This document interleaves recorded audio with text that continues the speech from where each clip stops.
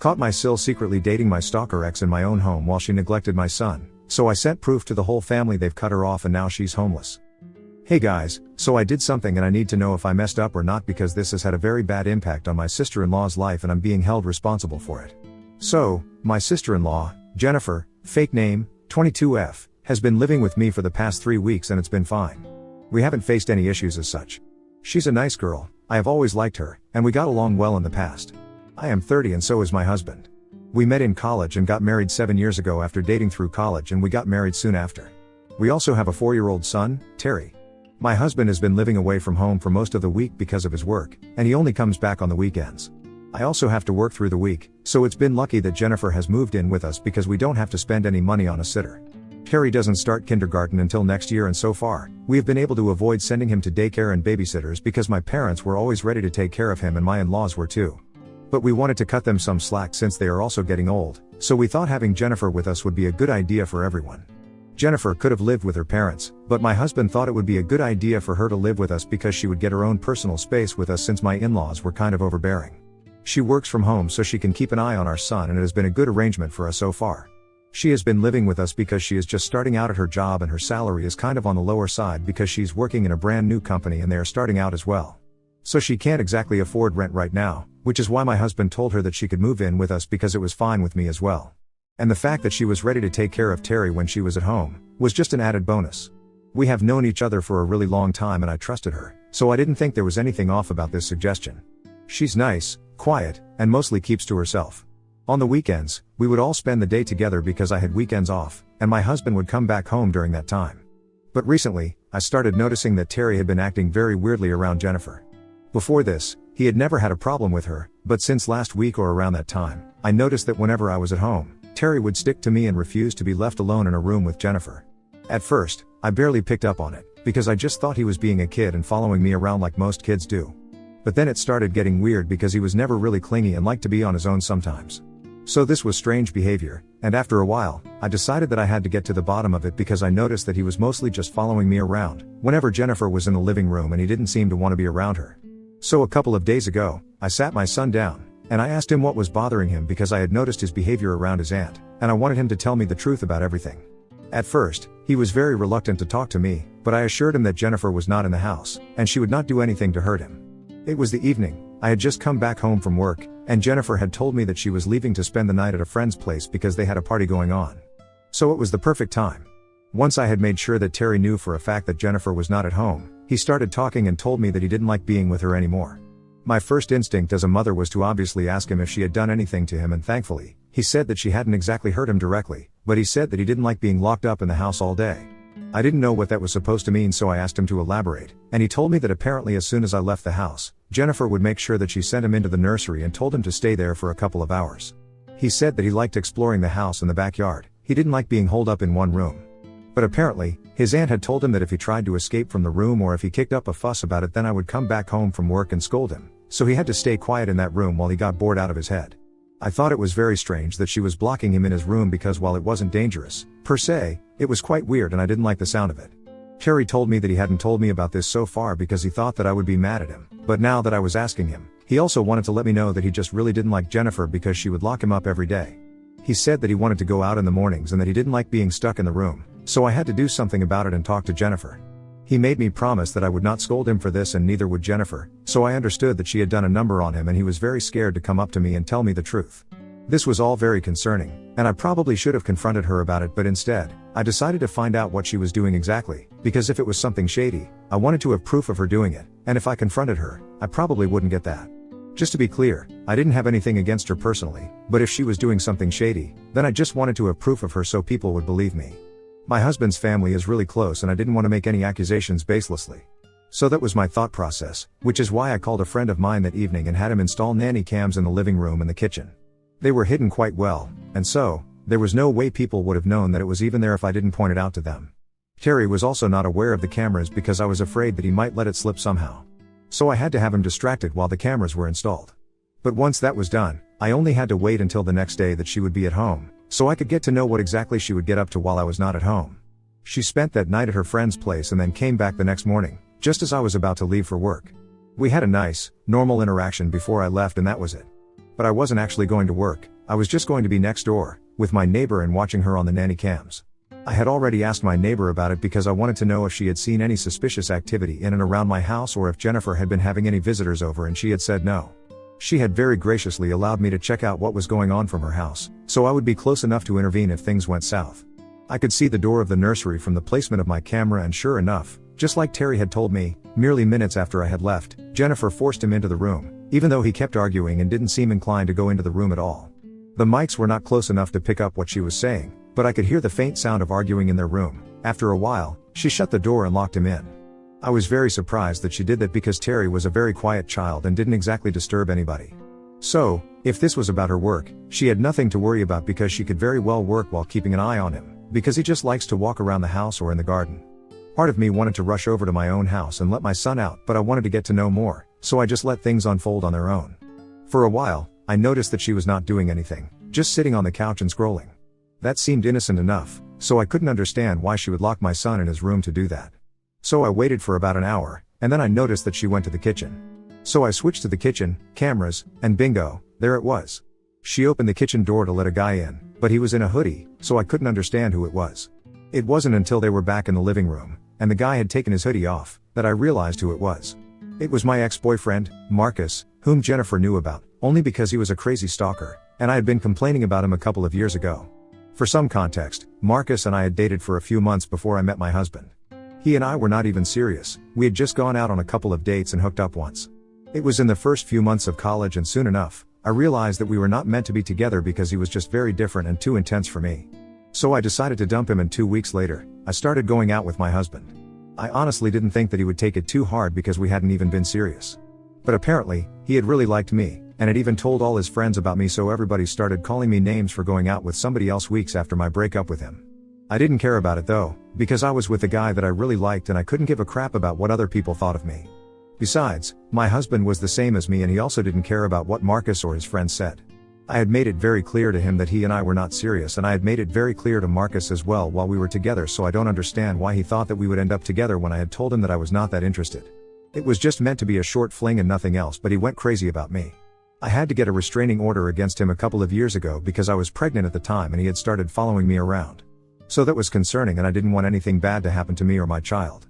The only reason we even managed to get the restraining order against him was because he had exhibited unstable and psychotic behavior before that as well. After our breakup and once we had graduated from college, he kept trying to get back in touch with me and would text me every weekend, but I never responded to him. I blocked his account several times, but he would just keep on making new ones, so after a while, I just gave up because it was pointless. And it wasn't as if I actually cared or it was hurting me anyway, so I just started ignoring it instead of blocking it. For the record, my husband had known about it all along and he didn't have a problem with the way that I was dealing with the situation. If things would go too far, he had told me to come to him, and we would go to the cops together. But it never got that far, thankfully. However, around the time of my marriage, just as I had announced my engagement, he started calling me and begging me to take him back and cancel the engagement. I answered the call a couple of times, just to get him off my back, and I even insulted him, hoping that it would hurt his pride, and then he would stop calling, but he had no pride. He continued to call and only stopped when I got a lawyer involved and I told him that I had filed a restraining order against him. I was bluffing, of course. But that scared him, and he promised me that he would be back, but for the next couple of years, he didn't bother me. Apart from a few texts, saying that he missed me, and he knew that we were going to be together someday, there was nothing too serious. But that changed when I got pregnant. I didn't announce it until I was in my second semester, but when I did announce it on social media, that's when the stalking started. I didn't notice it for the first couple of days, but then I started seeing a white car with tinted windows, following me around wherever I went. It really started freaking me out after a few days, so I decided to tell my husband about it and reported it to the cops. We found out that it belonged to Marcus and he had been following me around ever since I posted about my pregnancy on social media. When he was brought in, he immediately started begging me on his knees to take him back and said that he didn't even have a problem with the fact that I was carrying somebody else's child. He insisted that I leave my husband and said that I couldn't punish him like this anymore. It was just totally psychotic and I was really scared, so that's the day that I decided to press charges against him and filed a restraining order. We got one for 2 years. For those 2 years, he didn't bother me, so we didn't need to apply for another. I figured that, after one restraining order, he might have gotten his head back on straight and had forgotten about me, so I didn't bother with him after that. He also did not text me or bother me during and after that period of time, so I had completely forgotten about him. But when I saw him in my house, chilling with Jennifer and making out with her and stuff, I realized that this was unacceptable. I wasn't jealous, like Jennifer is implying, but I was just angry that it's typical of everything that this guy had put me through. She was still with him and had even invited him into my house. The audacity to do that and to expect that she would get away with it while she had locked my son inside his room was crazy. But when I saw that, I saved the recording and immediately rushed over to my house. I also entered through the kitchen door because I didn't want to alert them by entering through the living room door, since it would be locked and I would have to use my keys and they could probably use that time to help Marcus escape through the back door. So I came in and I walked into the living room and I confronted them while they were getting cozy with each other on the couch. I started yelling at Jennifer, pretending that Marcus wasn't even there, because I didn't even want to talk to him, and asked her what she thought she was doing because I had thought she was responsible enough to make good decisions while she was home with my son, but clearly, that was not the case. She tried to defend herself, saying that she was in love with Marcus and so was he, and that they had been dating for almost a year now, so I had nothing to worry about, but for me, it was not even about them. I was mad about the fact that she had been lying to me and locking up my son in his room just because she wanted to spend time with her so-called boyfriend, who just happened to be my psychotic ex. It was the fact that she was treating my son badly and was lying to me that had really pissed me off. And I couldn't tolerate it, so I told her that she had to leave that very instant or I would call the police on both of them, because I was not trying to let this go. I let Terry out of the room, and in the meantime, Marcus left through the back door after promising me that he was not there to create any trouble for me, but he was just here because he was in love with Jennifer. And Jennifer continued to try and talk me out of kicking her out of the house because right now, she had nowhere else to go. But that was not my problem. She should have thought about it before sneaking in my ex-stalker into my house. I told her that there was no way I was going to let her live with us anymore because she had betrayed my trust in the worst way possible, and it was irreversible, what she had done. She tried to convince me that Marcus was a different person now. She said that he had gone to therapy for a really long time and was under intensive psychological pressure back then, which is why he had been acting out, and that's why I had to get a restraining order against him. But that, apparently, changed his life and he got on the right track after that. She told me that she had met him at a bar about a year ago, and he was the one who had approached her first, because he had recognized her from the wedding photos, and he wanted to tell her that he was sorry, and since it was not appropriate for him to come and apologize to me, he wanted to have Jennifer convey it to me. And apparently back then, she felt pity for him, so she decided to talk to him and he asked her out on a date at the end of the night. First off, that was incredibly creepy and not romantic in the slightest, like she believed it was because he was around my age and she's a lot younger. She was just 21 at the time and he must have been around 29, so around 30, and if that's not creepy, I don't know what is. And more importantly, since she had known about his past, she had no business bringing him anywhere around me, or my family. I don't understand why she thought it would be appropriate for him to come over, especially when I was the one doing her a favor by letting her live with me, even though we were not related by blood. It would have been very easy for me to find a sitter and replace her. There was no need for me to let her live with me, but I liked her and that's why I had trusted her. But she took the trust that I had in her and tossed it right out of the window, so now for her to expect that I would still continue to let her live with me and forgive her for what she did was just unreasonable and ridiculous. Besides, it was not even just the thing about Marcus, it was also about how she had been treating my son. Locking Terry in his room so she could canoodle with her boyfriend was not something that I appreciated, and I was not going to let her off the hook for it. So I told her, very angrily, that she had to leave the house because I was not going to allow her to live with me under any circumstances whatsoever. After a lot of begging and arguing, she finally came to terms with the fact that I had made up my mind and left. The only thing that she had asked of me was that I didn't tell her parents about it because they would be very upset, since this was something very wrong. I didn't make any promises, I just stood there silently and watched her leave.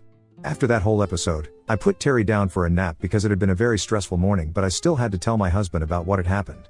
And now here is probably where I might have been the There was no need for me to do it, but I was just so angry that I wanted to get back at her for what she did. I was very frustrated that I trusted this person, and instead of valuing my trust and doing right by me, she decided to hook up under my roof with the one person that I hated the most. And I was just so angry about it that instead of sending the footage to my husband, I decided to send it to the family group. And I know that the consequences of doing that would not be good for her because, as I had mentioned before, my husband's family is very close with each other and they take their relationships quite seriously. Last year itself, my in-laws had cut off one of my husband's aunts because she had been talking crap about my husband, and they were not going to tolerate it. So when I say that they take their relationships very seriously, I mean it. And I knew that when they found out about what Jennifer had been getting up to behind our back, they would be pissed. But despite knowing that, I went ahead with it, and what happened was something that I had expected. Her parents cut ties with her that day and stopped speaking to her altogether. My husband was also really shocked that this happened and that Jennifer would do something like this. He had almost wanted to press charges against her, but I was the one who asked him to drop it because she was going through enough as it was. After I had sent that video to the group, my in-laws called me to apologize on their daughter's behalf and informed me that they would not be speaking to her ever again. They were very upset, which I knew would happen.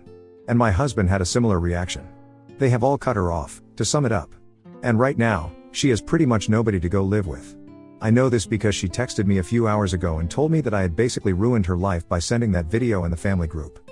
She doesn't really have a lot of friends, and once she does, she can't live with them because they also live with roommates. Some of them live with their parents, and she would find it very weird to live with those friends. She can't live with Marcus either because he lives with his parents as well and they don't know about her yet. And he can't tell them because if they found out that she was related to us, they would lose their heads, and he would lose a home as well. So now, basically, she can either find an apartment, which is going to be bad, because she can barely afford it on the salary that she has, or she will have to start looking for a better job, but she can't do that while being homeless. So it's a conundrum, and I feel really guilty for putting her into that situation. I know that I shouldn't have to, but I just feel bad because she's in trouble right now and it's all because of me.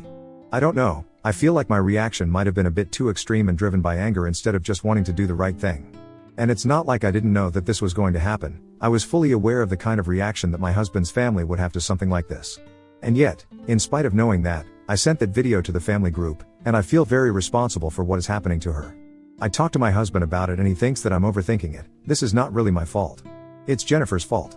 And even if you do, give them the benefit of the doubt and believe that Marcus probably has changed for the better, it still doesn't excuse what she did with Terry. She used to lock him in his room for hours, to the point where he had developed a fear of being in his room for too long, and we are still trying to deal with it. So she kind of had this coming, and it's very pointless to blame myself for it. This is something that she did to herself, and yet, I can't shake off the feeling that I am responsible for it, and I just feel very bad, especially after the message that she sent me. I can tell that she is desperate right now and it doesn't help the situation or how I feel about it. Ida for getting my sister-in-law in trouble with her family because she was hooking up with my stalker ex? Update 1. Hey, thanks for the reassurance, you guys. That really helped me deal with the things that have been going on and helped me process a lot of it. Also, some of you have been asking if I have been thinking about taking my son to therapy, and yes, that has been on the table. My husband and I have been throwing around that idea for a while now, pretty much the day that we found out about his sister. So we might start in a couple of days. Thank you so much for the concern, yet again. Update 2. So my husband, his family and I received an email from Jennifer today, almost 2 weeks after the incident. It was not an apology in the slightest, much to my disappointment. I don't care though, she doesn't need to apologize to me because I know I'm not gonna forgive her anyway. But the email was to let us know that she and Marcus were still going strong and that, in spite of our best efforts, they had not broken up yet. She claimed that apparently, everything that had happened with me had to happen so that Marcus could eventually meet her, and she could understand that I was jealous of her, but I just had to get over it and accept the fact that he had moved on. I don't even understand where that came from because, not once, had I ever mentioned that I wanted the attention that Marcus had been giving me. I hated that attention, and I wanted him to be as far away from me as he could be. So no, I was not jealous in the slightest, and she was sorely mistaken if she thought that I had gone public about her affair with Marcus because I was jealous. My husband also thought it was a ridiculous narcissistic email and decided that the next time she sent us anything, we were just not going to open it at all. It was not even worth reading. One thing is for sure though, reading that email really made me glad that I had sent that photo of us in the family group instead of just to my husband, because everybody deserves to know what a horrible person she really was. Update 3. Hi, everyone. It's been a year since we cut ties with Jennifer, and from what we hear, she and Marcus got married a couple of months ago and have moved to Canada. She's also pregnant right now. She announced the news about a week ago, and it appears to us that she and Marcus are doing well. Honestly, good for her. The funny thing is that even my husband and I are also expecting a child, and I'm in my second trimester already. Not many people know it, but I guess we're going to make that announcement soon enough. As for Terry, he's very excited to be a big brother, and my husband and I are overjoyed about this. And we are going to make sure that this time we don't screw up by getting a bad babysitter. Ha!